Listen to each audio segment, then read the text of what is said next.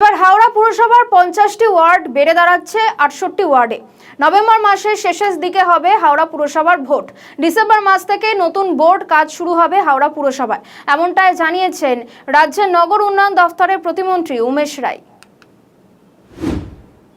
নতুন নতুন এলাকা অ্যাড হচ্ছে না, 50টা ওয়ার্ডকে ভেঙে আর 60টা করা হচ্ছে। বালির ক্ষেত্রে বালিটা যেটা 35 ছিল, বালিতে কোনো ডিলিমিটেশনের বিষয় নেই, যেটা 35 ছিল সেটা আছে।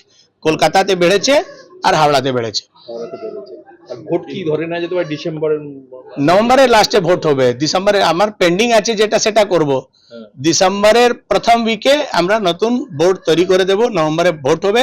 তার আগে যে যে প্রস্তুতি করার, ডিলিমিটেশনের জন্য অল পলিটিক্যাল পার্টি মিটিং করা, রিজার্ভেশন করার সমস্ত প্রক্রিয়া, ভোটার লিস্ট করা, এই সমস্ত প্রক্রিয়া আইনগত ভাবে সবাইকে সঙ্গে নিয়ে বাড়িতে বসে পার্টি অফিসে বসে ডিলিমিটেশন হচ্ছে না, এটা আইনগত ভাবে হচ্ছে। সবাই সময় পাবে, সময়ের মধ্যে অবজেকশন দেবে, ক্লেম করবে, আর আমরা একদম ভালোভাবে সবাইকে নিয়ে হাওড়াতে নতুন বোর্ড, ইলেক্টেড বোর্ড আমরা মানুষকে দেব।